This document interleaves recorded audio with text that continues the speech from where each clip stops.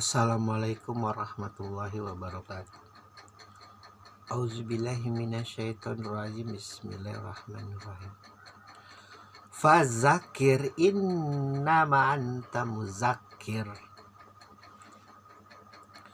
Maka berilah peringatan, karena sesungguhnya engkau Muhammad hanyalah pemberi peringatan.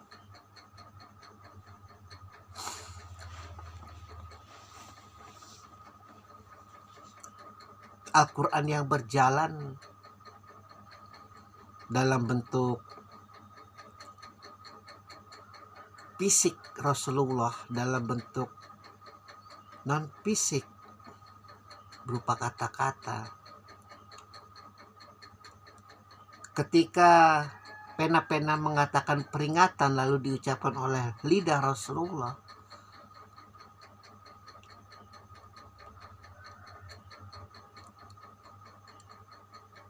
maka mustahil bagi Allah tidak tidak melindunginya, tidak menjaganya. Karena sekali lagi, para nabi itu haram hukumnya untuk menjalimi. Haram menjalimi umatnya, untuk menjalimi musuh-musuhnya itu haram. Makanya Allah tegaskan, engkau tidak punya hak untuk membunuh orang yang aku ciptakan, meskipun itu Fir'aun luar biasa biang keroknya, meskipun itu Namrud luar biasa bodohnya. Namun engkau Musa, namun engkau Ibrahim, tidak ada hak untukmu menggoreskan luka di dahinya, menumpahkan darah ke bumi. Maka para nabi itu hanya pemberi peringatan. Dan backingan yang paling backingannya adalah Allah itu di belakangnya. Maka para nabi itu mau dibilang santai ya, dibilang enggak ya enggak. Santai ketika umatnya, ketika orang yang berada di sekitarnya itu sudah mencapai puncak makrifat, puncak kemanusiaan, jadi santai. Namun kalau masih saja jadi binatang, masih saja jadi homo, masih saja jadi genosida, masih saja jadi maksiat, dia jadi tidak santai. Mau gimana lagi? Allah perintahkan terus beri peringatan. Namun bedanya nabi-nabi terdahulu dengan Rasulullah, ketika Allahnya sudah mulai geram, Allah sudah mulai murka, Rasulullah istilah kasarnya nih, menurunkan tensinya Allah dengan mengatakan bahwa jangan timpakan ajaib kepada umatku. Jangan timpakan ajaib kepada umatku seperti umat-umat terdahulu.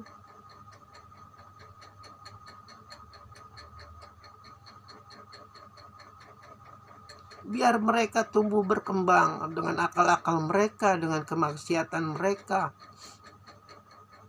dengan kejaliman mereka, dengan kejahatan mereka. Meskipun luar biasa geram Jibril, aku kepakan sayapku satu, ini gunung terbelah, Rasulullah, boleh nggak nis? Jangan. Aku lebih suka tubuhku itu dilempari tai, lebih suka dilempari batu, biarkan. Karena mereka tidak tahu apa yang mereka lakukan. Itu bedanya.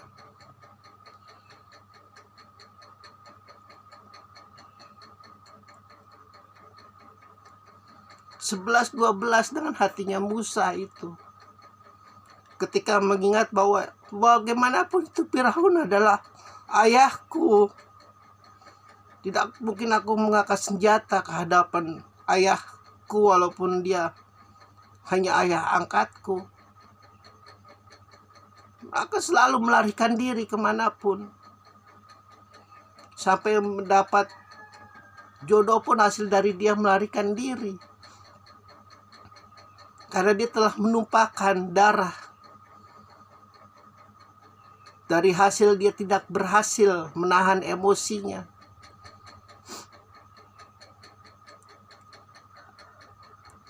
Dan Allah murka.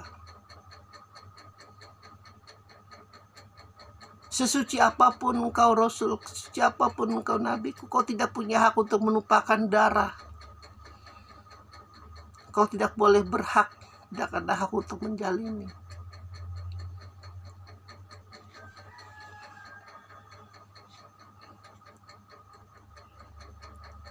Kau hanya punya hak untuk memberi peringatan, sudah cukup. Selebihnya biar aku yang urus. Maka berilah peringatan itu kepada Abu Jahal, Abu Lahab, Abu Sufyan, Abu Kotok, Hindun dan kawan-kawan kaum wanita-wanita genosidanya itu. Bermaksiatnya luar biasa itu. Beri peringatan sajalah. Sampaikan itu ada surga, ada neraka. Mungkin mereka pintar Rasulullah. Ayo kita ajak berpikir. Diajak 4 itu berpikir. Mungkin ketika diajak berpikir tercerahkan hati mereka. Ya tidak bisa karena memang dengkinya itu luar biasa.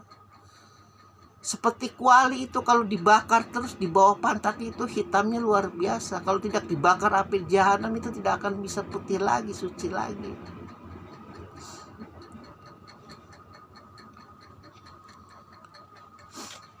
Maka berilah kau Muhammad peringatan. Maka kita terkadang ada nada-nada kebanggaan, ada nada-nada kesombongan. Ya walaupun sebesar ujung jari, sebesar atom itu bisa terlihat. Ulama adalah pewaris para nabi. Udah luar biasa pewaris para nabi.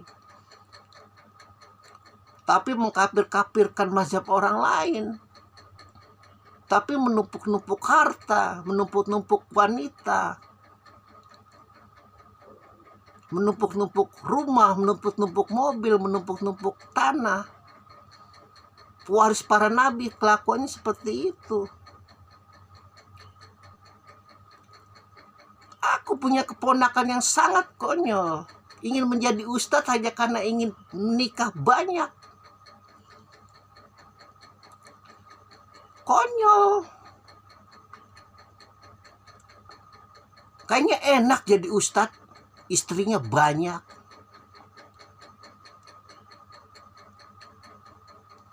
Kedengarannya konyol.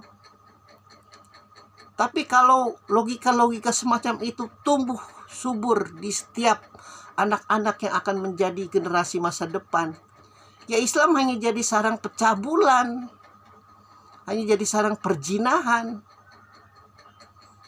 Menjadi ulama, menjadi ustadz, menjadi kiai, menjadi habaib hanya untuk menikah 4.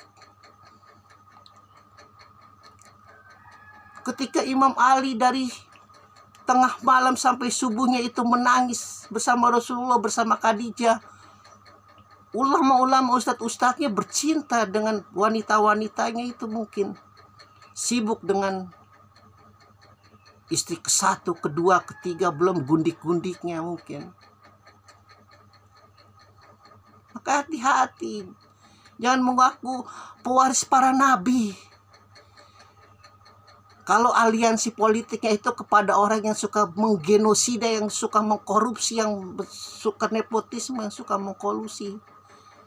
Menjijikan kedengarannya bagi mereka yang arif.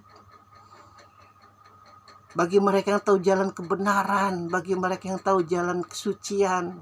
Menjijikan.